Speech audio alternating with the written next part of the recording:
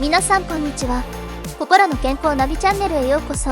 ここでは心理的な健康と幸福をテーマに、日々のストレス管理からメンタルヘルスの向上、ポジティブな思考まで様々なコンテンツをお届けしています。日常生活で直面する様々な課題に対処し、心の健康を保ちながらより幸せな生活を送るためのヒントやアイデアを共有していきます。本日は幸福につながる習慣の重要性に焦点を当て、幸せとは何か、そして日々の習慣が私たちの心理的な幸福にどのように影響するかについて掘り下げていきます。幸福を感じるためには、単に運や外部の状況に頼るのではなく、自分自身の行動や考え方に意識的に取り組むことが重要です。未来に向けての小さな一歩。チャンネル登録よろしくお願いします。グッドボタン、通知ボタンも押していただけましたら幸いです。それでは、幸福につながる習慣の重要性について、一緒に考えていきましょう。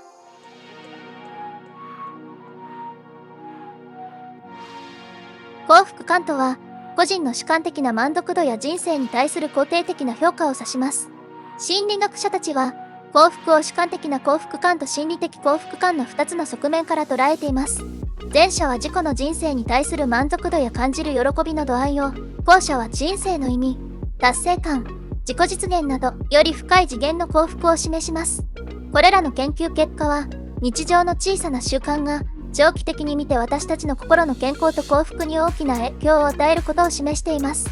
つまり、幸福への道は、特別なイベントや外部の状況に左右されるのではなく、私たち自身の日々の行動や思考の積み重ねにあるのです。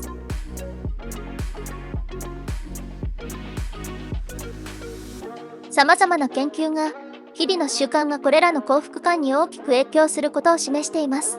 例えば、感謝の習慣を持つ人々は、そうでない人々に比べて主観的な幸福感が高いことが分かっています。また、定期的な運動は、ストレスの減少、心理的な幸福感の向上に直結するとされています。習慣は、私たちの行動パターンに深く根ざしており、自動的に、しばしば無意識のうちに行われます。心理学的には、習慣は条件付けという過程によって形成されると考えられています。特定の刺激に対する反応として行動が繰り返されることで、その行動は徐々に習慣化されていきます。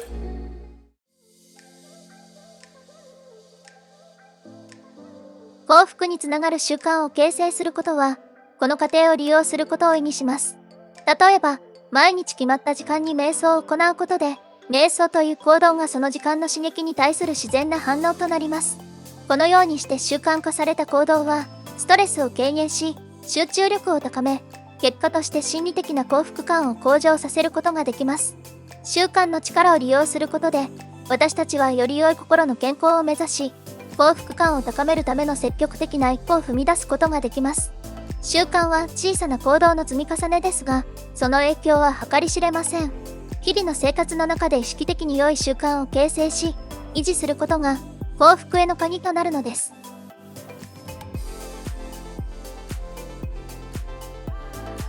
感謝日記の書き方とその効果。感謝日記を書くことは、幸福感を高める強力なツールです。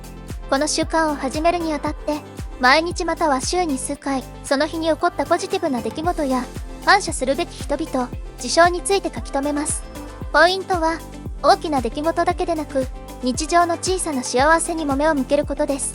例えば今日は美味しいコーヒーが飲めた、同僚が助けてくれた、家族との時間が楽しかった、といったことを記録します。研究によると、感謝日記を継続的に書くことで、よりポジティブな感情を経験し、ストレスを感じにくくなり、さらには健康状態の向上にもつながると報告されています。感謝の習慣は、人間関係を改善し、より幸せな生活を送るための基礎を築きます。人に感謝を伝える習慣の築き方。感謝を表現するもう一つの方法は、直接人に感謝を伝えることです。これは、手紙を書く、メッセージを送る、または直接伝えることによって行うことができます。大切なのは、その感謝の気持ちを具体的に伝えることです。例えばいつも支えてくれてありがとう、あなたのおかげでこのプロジェクトを乗り越えることができた、など、どのようにその人があなたの人生にプラスの影響を与えたかを伝えます。感謝を伝える習慣は、受け取る側だけでなく、伝える側の心にもポジティブな変化をもたらします。感謝の言葉を伝えることで、自分自身もその人や出来事の価値を再認識し、人生の喜びをより深く感じることができます。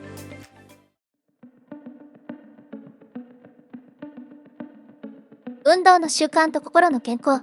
定期的な運動は、身体的健康だけでなく、心の健康にも非常に重要です。運動には、ストレスを減らし、不安を軽減し、うつ状態を改善する効果があります。運動することで、幸福感を高める化学物質であるエンドルフィンが分泌されるため、自然と心がリフレッシュします。運動の習慣を身につけるためには、まずは小さな目標から始めることが重要です。例えば、週に2回、30分間歩くことから始め、徐々に活動量を増やしていくことが効果的です。重要なのは、自分が楽しめる運動を選ぶこと。ジョギング、ヨガ、ダンス、サイクリングなど、楽しみながら続けられる活動を見つけましょう。バランスの取れた食事とメンタルヘルス。バランスの取れた食事は、心の健康を支える基盤となります。栄養豊富な食事は、体だけでなく、脳の機能をサポートし、気分を安定させる効果があります。特に、オメガ3脂肪酸、ビタミン、ミネラルを豊富に含む食品は、メンタルヘルスを改善するのに役立ちます。食事と心の健康をつなげるためには、加工食品や砂糖の摂取を減らし、野菜、果物、全粒穀物、脂肪の少ないタンパク質を中心にした食事を心がけましょう。食事を通じて体を大切にすることは、自己尊重の一形態であり、心の健康にも良い影響を与えます。これらの習慣は、心と体の両方の健康を支える重要な柱です。日々の生活の中でこれらのハビットを取り入れることで、より充実した幸福な日々を過ごすことができるようになります。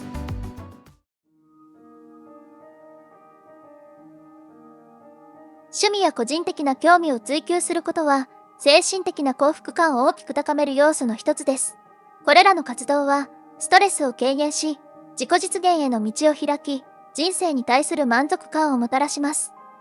趣味が幸福感に与える影響。趣味は、日々の生活に喜びと意義を加えるだけでなく、自己効力感と自己表現の機会を提供します。趣味に没頭する時間は、心をリフレッシュし、日常の悩みから一時的に離れることができるフロー状態へと導きます。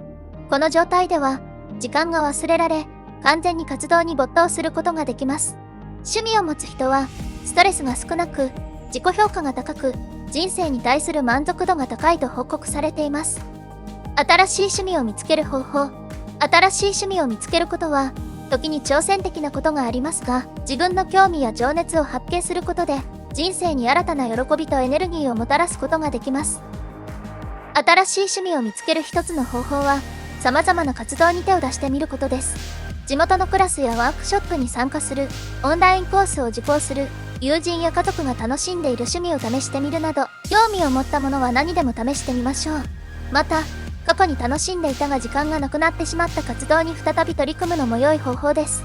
子供の頃に夢中になっていた趣味や、かつては挑戦してみたかったが、諦めてしまった活動に挑戦してみることで、新たな情熱を見つけることができるかもしれません。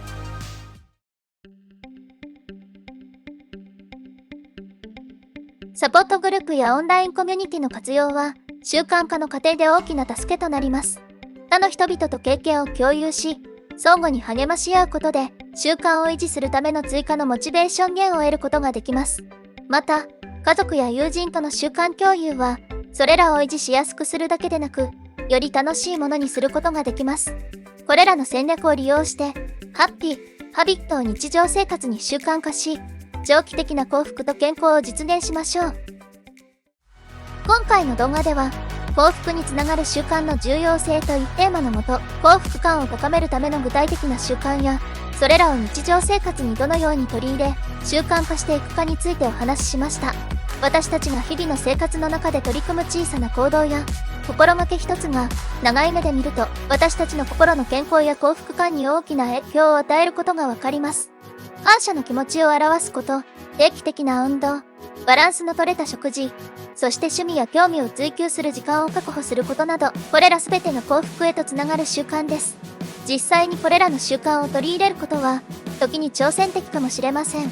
しかし、小さな一歩から始め、徐々にそれらを自分の生活に組み込んでいくことで、より満足のいく、幸せな人生を歩むことができます。私自身もこれらの習慣の大切さを再認識しました。日々の生活の中で意識してこれらの習慣を取り入れ、心の健康を大切にしていくことの重要性を感じています。未来に向けての小さな一歩を踏み出す勇気を持って、今日からでも挑戦してみようと思います。最後まで見てくださったあなたに感謝。この出会いが未来に向けての小さな一歩となりますように、よろしかったらチャンネル登録、グッドボタン、